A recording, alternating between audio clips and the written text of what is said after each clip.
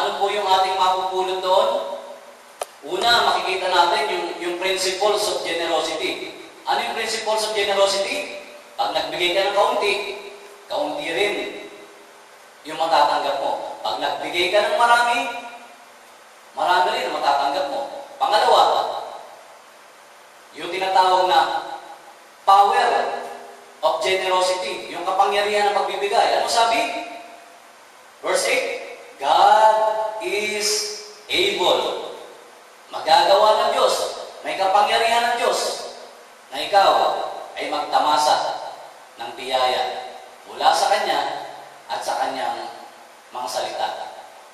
At ang panghuling prinsipyo, dito sa talata na huli nating binasa, yung tinatawag na provision of generosity.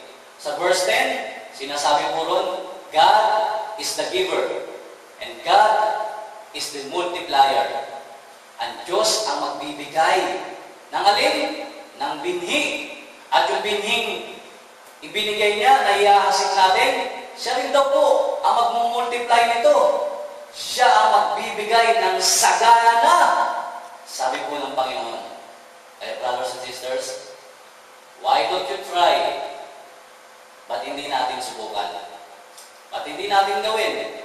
I-apply natin ang mga prinsipyong ito na ating napakinggan mula po sa salita ng Diyos. Mula po sa aral ng Panginoon.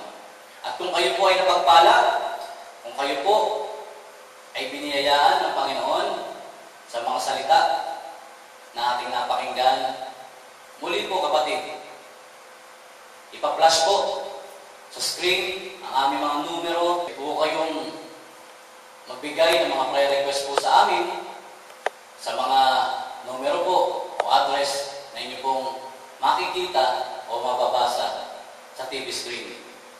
Brothers and sisters, maraming salamat sa inyo pong panonood at pakikinig ng ang binhi ni Abraham.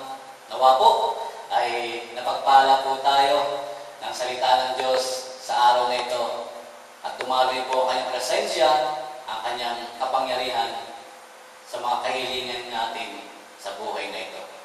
In Jesus' name. Let us pray.